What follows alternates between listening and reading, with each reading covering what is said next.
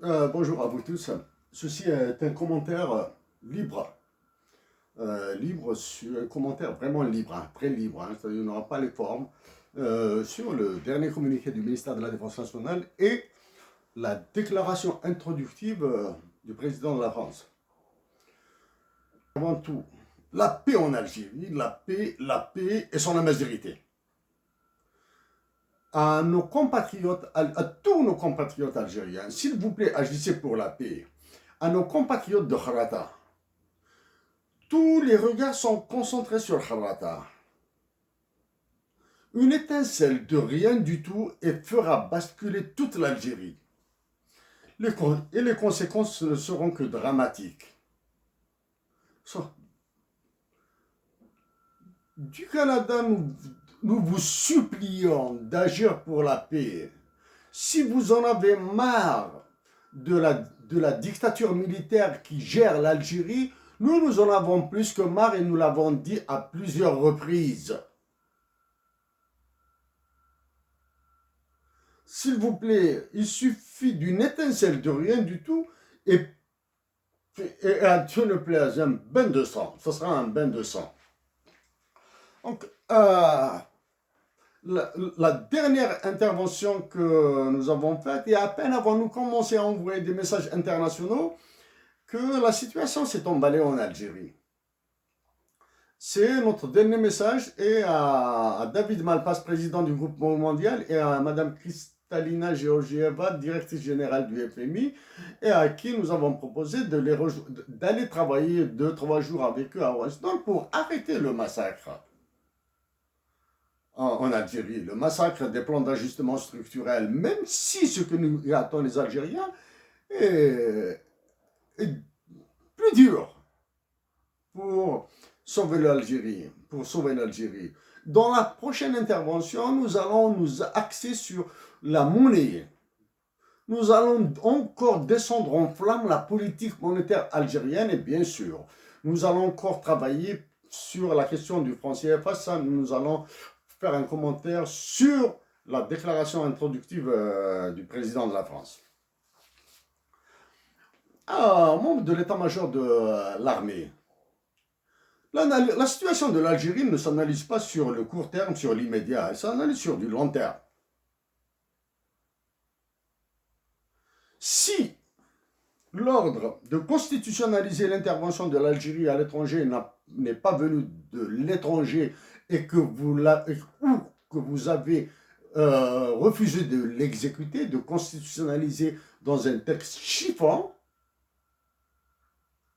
le problème de l'intervention de l'armée algérienne à l'étranger ne se posera jamais. C'est-à-dire, vous allez vous occuper à gérer la crise, la guerre entre la guerre à trois, Algérie, Mali et Niger, et le sud algérien qui a basculé. Nous l'avons démontré par des chiffres. Et vous pouvez voir ça dans notre message à la Banque mondiale et au FMI. Ça, c'est... Donc, la constitutionnalisation de l'intervention de l'armée algérienne est un désastre qui a été causé par un ordre venu de l'étranger, et plus particulièrement des pays de l'OTAN. Voilà. Deuxième élément d'information, du moins, rappelez l'information. La visite de Mark Thomas Esper, le dernier secrétaire d'État, l'avant-dernier. Actuellement, il y a un secrétaire d'État avec le nouveau président. Mark Thomas Esper, du gouvernement du président précédent des États-Unis d'Amérique. Quand il est venu en Tunisie, en Algérie et au Maroc, il n'est pas venu pour prendre du thé ou bien prendre des photos avec vous. Il est venu pour vous donner des ordres. Et parmi ces ordres, un est certain, la normalisation avec Israël. L'autre serait la réorientation, comme c'est le cas en Tunisie, des achats d'armement vers les États-Unis d'Amérique, vers les constructeurs américains. Ça pourrait être un autre. Et bien sûr, il y a cette opération pour contrecarrer ce que fait la France en Afrique du Nord et bloquer la Chine et la Russie. Ça, c'est un élément de la visite de Mark Thomas Esper. Ça, c'est un autre élément. à l'état-major de l'armée. Les Algériens attendent de vous à ce que vous arrêtiez vos pressions sur la justice et l'information en Algérie. Il nous est impossible de lire une information sérieuse sur le journal algérien. Nous jetons à peine un coup d'œil sur les unes. Et bien sûr, nous puisons nos informations de l'APS. Pour nous, nous puisons nos informations de l'APS, d'Algérie Presse Service. Dans votre dernier communiqué, si ce que... Bon, nous le répétons, la Constitution, si l'intervention de l'armée algérienne à l'étranger n'a pas été constitutionnalisée, la question ne se poserait même pas. Dans votre dernier communiqué, il y a le Makhzen, sioniste, etc. Pour les sionistes, c'est la normalisation avec Israël. Pour le Makhzen, nous ignorons pourquoi le Makhzen. Nous ignorons pourquoi. Quelques mots sur le dernier changement du gouvernement. Vous remarquez que les deux ministères les plus importants qui ont été touchés sont le ministère de l'énergie et de l'industrie. Pour l'industrie, c'est clair, c'est la privatisation comme il s'agit de l'énième, etc., etc. Ça, c'est la première. L'histoire à dormir debout là, des concessionnaires automobiles, la nouvelle liste, etc., etc. Bon, c'est très profond. Mais l'absence des concessionnaires français ne passera pas comme ça auprès des Français. Non, elle ne passera jamais. Il y a des enjeux de transfert de monnaie internationale de l'Algérie vers l'étranger. Il y a des problèmes d'équilibre de balance de paiement entre l'Algérie et l'Europe, et entre l'Algérie et la France particulièrement. Bon. Pour l'énergie, ministère de l'énergie, nous avons fait un petit calcul rapidement sur les déclarations rapportées par l'APS sur les exportations des hydrocarbures, le prix, etc. etc. L'Algérie vend en 4 $ de moins son baril de pétrole que la moyenne mondiale en 2019 et 2020. Ça, c'est la première. Et il y a l'histoire. L'histoire très grave. L'exploitation des gaz offshore et des gaz de schiste qui va revenir. Si l'Algérie a des difficultés déjà à exporter ce qu'elle produit, du moins ce qu'elle extrait, c'est grave. Pourquoi on a ajouté gaz de schiste et le pétrole offshore? Ça, c'est le deuxième élément. Le troisième élément, il est social. Naftal est dans le viseur, elle sera démantelée.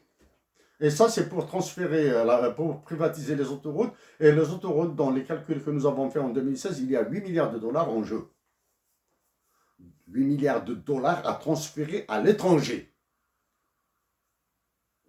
Dans les exploitations des stations d'essence et tout ce qui accompagne les stations d'essence sur les autoroutes par les Américains et probablement par Total, Co. Voilà. Sur la violation des droits de l'homme, nous nous sommes adressés à l'Union européenne, et plus exactement au président du Parlement européen, et à la dernière déclaration de Josep Borrell, et tous les déboires qu'il subit avec la Russie, nous lui avons envoyé aussi à lui un message. On peut lui demander de se calmer et d'arrêter l'hypocrisie de l'Union européenne sur les droits de l'homme. La violation des droits de l'homme en Algérie, est une caractéristique de la dictature militaire depuis l'indépendance.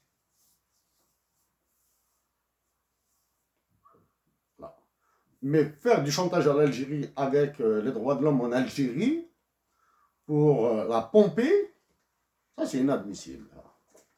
Et nous allons travailler dessus. Bon, maintenant dans le communiqué du ministère de la Défense nationale, il y a la participation. Il a été cité que l'Algérie ne participera jamais au G5 Sahel, etc. Maintenant, une analyse assez rapide comme ça, c'est grave. Le G5 Sahel est composé de 5 pays. La Mauritanie, le Mali, le Niger, le Tchad et le Burkina Faso. Question de fond. Que vient faire le président de la France et la France dans G5 Sahel? Puisque c'est une union, c'est un groupe de 5 pays. Que vient-il faire là-bas? Ça, c'est la question de Paul. Ça, c'est une question euh, euh, très simple. Deuxième, écoutez, quand vous écoutez la déclaration introductive du président de la France sur le dernier G5 Sahel de N'Djamena, c'est une des déclarations à distance, c'est-à-dire c'est à partir de l'Élysée qu'il l'a faite. Et il y a des mots qui reviennent chez lui.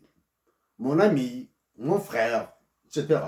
Alors que ces mots ont disparu du langage des Algériens. Si après le coup d'État qui s'est produit au Mali, la France s'est dressée contre ceux qui ont fait le coup d'État. Mais ils ont demandé la restauration du gouvernement civil. Mais maintenant qu'ils les ont travaillés par les services secrets, par les pressions internationales, etc., d'autres partenaires, ben, ils sont devenus leurs amis. Le président de la France a parlé, dans tous ses discours, sans citer l'Algérie, il a cité l'Union européenne, les pays golfiques. Il a utilisé l'adjectif golfique. Bon, s'agit-il des Émirats arabes unis, du Qatar, de l'Arabie saoudite, ou bien l'un de ces pays, ou bien un groupe de pays, etc. Parce que les pays du Golfe sont intéressés par l'agriculture saharienne et par l'exploitation du peu de terres agricoles qui reste dans ces pays-là, y compris en Algérie. Ça. Et bien sûr, il est intéressé par leur argent. Dans le discours de déclaration introductive, vous allez entendre le mot objectif et cible. Dans le New Public Management, ce sont des mots très importants. Bon, ça, c'est de la théorie d'analyse et on passera dessus. L'autre élément à décoder, quand il parle de partenaires internationaux, est-ce que l'Algérie fait partie de ces partenaires internationaux? Est-ce que la Tunisie et le Maroc font partie de ces partenaires internationaux? Va-t-il demander ou imposer à ces trois pays d'envoyer des troupes à l'étranger, du moins d'envoyer des troupes pour intégrer le G5 Sahel? Dans le G5 Sahel qui est piloté par la France, alors que la France n'est pas un pays africain. Il y a aussi les forces canadiennes qui sont au nord du Niger. Sur les forces canadiennes, nous avons dit ce qu'il faut dire au gouvernement fédéral canadien. C'est l'autre déclaration très lourde.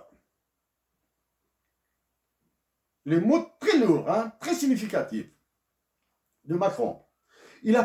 Si vous l'écoutez, il a parlé du chapitre 7 de la Charte des Nations Unies.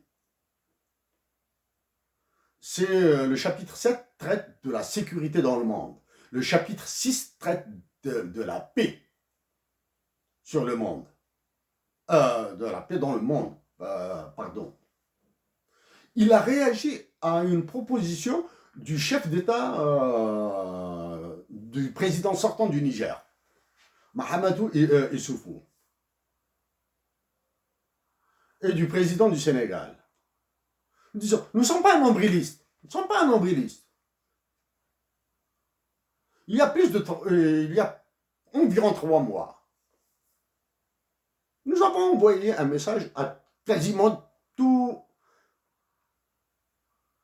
les pays où sévit le franc CFA. Tous les pays où sévit le franc CFA. Nous avons envoyé des messages à la Banque centrale, à la BCAO, etc., etc. Nous allons dire 2 mots, monsieur. Dans lesquels nous avons demandé à ces chefs d'État d'invoquer le chapitre 7, paix et sécurité, pour enrôler la question de l'occupation de l'Afrique du Sahel par la France. Maintenant, le président de la France a évoqué des projets d'agroforesterie, etc. Mais il n'a pas agroforesterie. les pays de la zone CFA ont besoin de sortir du franc, d'utiliser leur monnaie pour se développer avec les recettes qu'ils feront avec l'exportation de leurs ressources naturelles. Ils ont besoin de se libérer, d'avoir leur banque centrale et leur monnaie nationale. Nous en avons parlé et nous allons revenir sur la question du franc CFA et du dinar algérien bientôt, dans une analyse plus solide. Plus solide. Alors ça c'est pour la déclaration introductive du président Macron. En soulevant la question du Conseil de sécurité, la proposition de la mise sous chapitre 7 de l'occupation française des pays du Sahel, oui, nous avons saisi l'ONU en 2016. Nous avons saisi les ambassadeurs des pays d'Afrique du Nord en 2017. Nous avons encore saisi l'actuel secrétaire général de l'ONU. Pourquoi maintenant le président de la France a dit qu'ils ne peuvent pas attendre la mise sous chapitre 7 de la question de l'occupation de la France des pays d'Afrique du Nord? Parce qu'au mois de mars prochain, c'est-à-dire dans moins d'une semaine là, ce sont les États-Unis d'Amérique qui vont présider le Conseil de sécurité de l'ONU. Et quand le Conseil de sécurité de l'ONU est présidé par les États-Unis d'Amérique, ça bouge. Ça, c'est la première. Deuxième, toute mise sous chapitre 7 de la question de l'occupation de l'armée française des pays du Sahel va trouver en face le veto de la Russie et de la Chine. Et dans ce cas-là, il n'y aura plus de légitimité internationale. La légalité le droit international, en d'autres termes, la légalité internationale sera violée. Donc, il va se rabattre sur ce qu'on appelle les alliances internationales. En contournant le Conseil de sécurité de l'ONU, on passe vers les alliances internationales. C'est la pratique actuellement, parce que la règle dite des 9/15 du fonctionnement du Conseil de sécurité de l'ONU est neutralisée. C'est-à-dire cette règle est impossible à respecter. Voilà rapidement sur la défense nationale et la déclaration introductive du président de la France.